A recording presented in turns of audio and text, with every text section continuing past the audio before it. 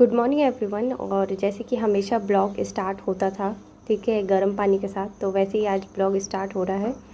और इसके बाद जो सारे काम थे, जैसे ये मेरा ब्रेकफास्ट है आप देख रहे हैं, और बाकी जो सारे काम थे, नहाना, रूम को क्लीन करना, ठीक है, एटसेट्रा एटसेट्रा, वो सारे मैंने कर लिए हैं। अब इस काम के बाद हमें है ना हमेशा की तरह टू डू लिस्ट बनाना है, और अब वो बनने वाली है।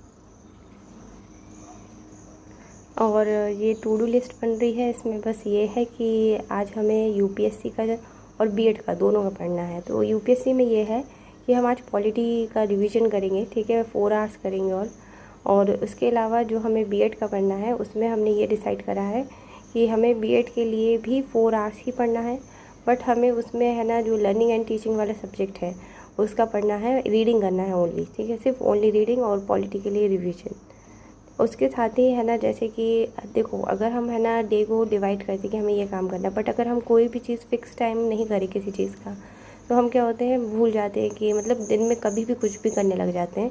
तो इसलिए मैंने एक चीज़ करी कि मैंने 9 बजे वॉकिंग का टाइम फ़िक्स करके रखा है।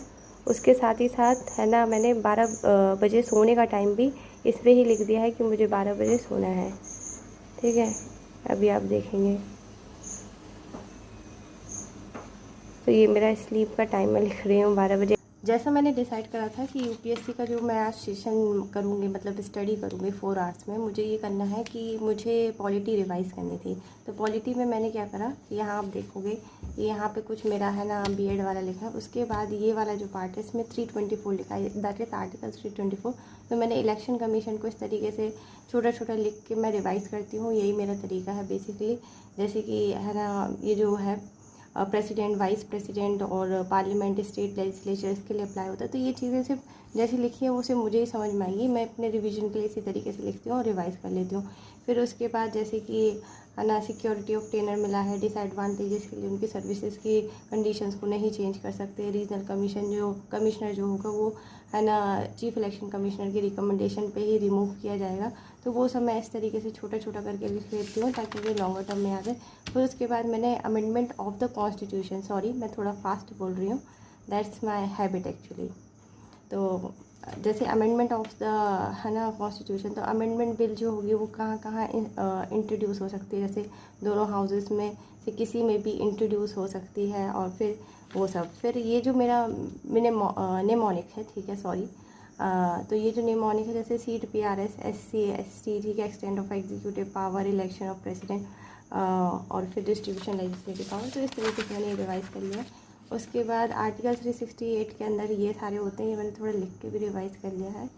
और उसके बाद जैसे सिंपल मेजॉरिटी वाले भी मैंने थोड़े लिख लिए हैं, ताकि उसके बाद गवर्नर, ठीक है, मैंने एक बहुत अच्छी चीज़ की थी जो मैं आपको दिखाना भूल गई हूँ, जो मैं आपको दिखाना चाहूँगी कि लेट्स सी। हाँ, मैंने ये चीज़ बनाई है, ठीक है, कि जैसे 2013 का है ना मैंने क्वेश्चंस देखे थे, उस क्वेश्चंस में मैंने ये देखा कि कौन कौन से क्वेश्चन, मतलब कौन कौन से टॉपिक से कैसे कैसे क्वेश्चंस आए हैं। जैसे यहाँ पर जो है ये नासा आया है, ठीक है, मेकिंग ऑफ द कॉन्स्टिट्यूशन से वाले चैप्टर से एक क्वेश्चन है।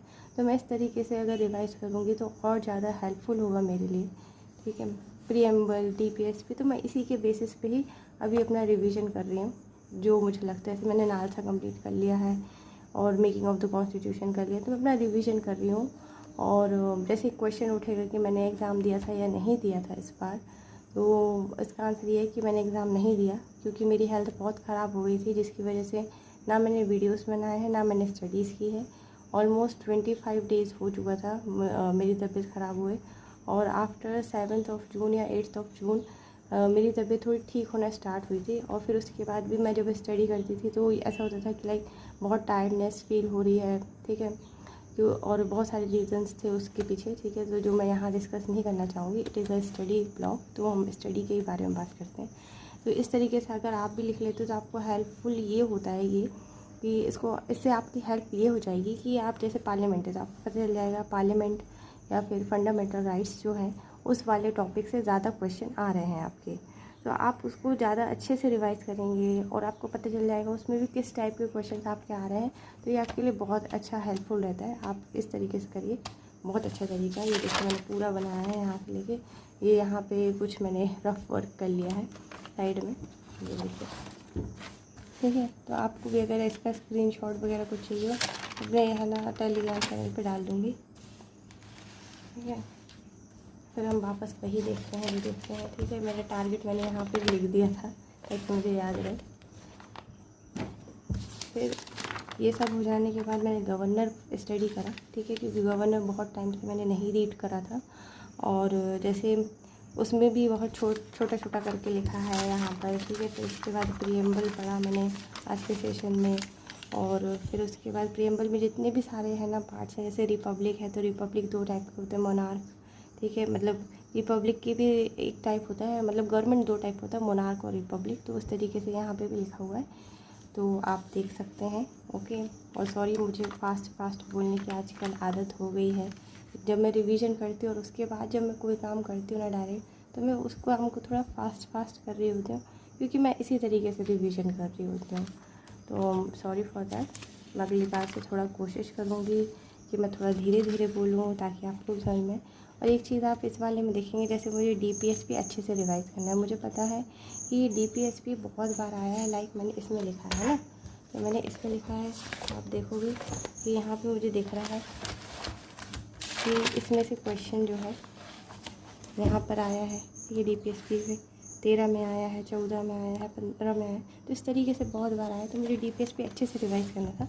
तो मैं क्या करती हूँ, मैं ये करती हूँ कि है ना इस तरीके से कि DPSP का जो भी फर्स्ट वाले हैं 2-4 पॉइंट हैं, वो मैंने थोड़े शॉर्ट में लिख दिए, फिर थोड़े और शॉर्ट में लिख दिए, फिर और शॉर्ट में लिख दिए। कम से कम 2-3 बार जब मैं इसको लिखती हूँ एकदम शॉर्ट में, तो मुझे याद रहता है बहुत अच्छी देर तक, बहुत अच्छे तरीके से। और फिर ये है कि अगर कहीं पे कोई भी DPSP पे क्वेश्चन आ जाता है मेंस में, तो I can handle them too. तो ये बहुत अच्छा तरीका लगता है मुझे, है ना, कोई ये काम करने के लिए। तो may be it may help you, ठीक है, कि किस तरीके से रिवीजन करना है। बाकी पढ़ते समय मैंने कोई भी रिकॉर्डिंग नहीं की, उसका मेन रीज़न ये है कि मैं कंसंट्रेट नहीं कर पा रही थी। तो मैं यही सोच रही थी कि ब्लॉग बनाऊँ नहीं बनाऊँ, क्या करूँ। सो देन आई डिसाइडेड कि मैं पहले पढ़ लूँगी और फिर मैं आपको बताऊँगी मैंने पढ़ाई कैसे की है आज। उसके बाद मेरा BEd का जो मुझे करना था, ओके, उसके लिए मैंने ये जो मेरी सॉरी, मैं यूनिवर्सिटी का नाम नहीं दिखाऊंगी, तो मैं यूनिवर्सिटी का नाम नहीं दिखाऊंगी। और मैंने अब फ्लैश ऑन करा है, तो ये मेरा BEd का जो था, ठीक है, उसके लिए मैंने अपना ये जो होता ना learning and teaching and learning वाला सिलेबस, ठीक है, इसमें बहुत अच्छी अच्छी थ्योरीज थी। जैसे मार्शलॉस की थ्योरी थी, स्किनर्स की रीइंफोर्समेंट थ्योरी थी, ठीक है, जो मुझे बहुत पसंद आई। तो इस तरीके की थ्योरीज़ को मैंने रिवाइज़ करा है अच्छे से, मतलब रिवाइज़ नहीं करा एक्चुअली, मैं आज सिर्फ रीड करा है मैंने। तो अपनी इस बुक को आज सिर्फ मैंने रीड करा है, इसमें मैंने कुछ भी नहीं लिखा है ना अभी, क्योंकि मैं पहले इनको थोड़े अच्छे से यूट्यूब वगैरह से अच्छे से समझूंगी। जैसे मैंने आज स्किनर्स की यूट्यूब से समझी थी, तो मेरे लिए बहुत अच्छे से, मुझे और अच्छे से समझ में आ रहा था। जो मैं रीड करी थी वो मुझे क्या समझ में आया है और बेसिकली क्या चीज़ है वो मुझे अच्छे से समझ में आई। तो वही चीज़ है कि मैं अब इसको और अच्छे से करूँगी, ठीक है, यूट्यूब से समझूंगी। और मैं इसकी बुक भी लाऊंगी, एक्चुअली में इसकी बुक भी नहीं है, दैट इज़ गाइड, ठीक है। और गाइड से नहीं पढ़ना चाहिए, बट मैं गाइड से पढ़ती हूँ, क्योंकि मुझे गाइड में ये पता चल जाता है कि किस तरीके के क्वेश्चंस बन सकते हैं किस चैप्टर में से, और वो सारे एक सामने ही दिख रहे होते हैं। तो इससे मेरा जो माइंड का होता है ना सेटअप बहुत अच्छा हो जाता है। तो इसलिए मैं गाइड यूज़ करती हूँ। और मैं यही कहूँगी, आप लोगों को लाइक करिए, सब्सक्राइब करिए, ठीक है, शेयर करिए, सपोर्ट करिए, ठीक है। और इस तरीके से मुझे मोटिवेट रखिए ताकि मैं और स्टडीज़ करूँ, ठीक है, और अपने फ्यूचर को और ब्राइट करूँ और अपने आप को फाइनेंशियली भी सपोर्ट कर पाऊँ। Thank you for watching my video. And आपको कोई भी डाउट है, कोई भी क्वेरी है रिलेटेड टू प्रिपरेशन और एनीथिंग, तो आप है ना मुझे लिख सकते हो। बेसिकली मतलब आराम से लिख सकते हो, ठीक है। मैं आपको जिस तरीके से हो सके उस तरीके से रिप्लाई करने की पूरी कोशिश करूँगी। Thank you and have a good day.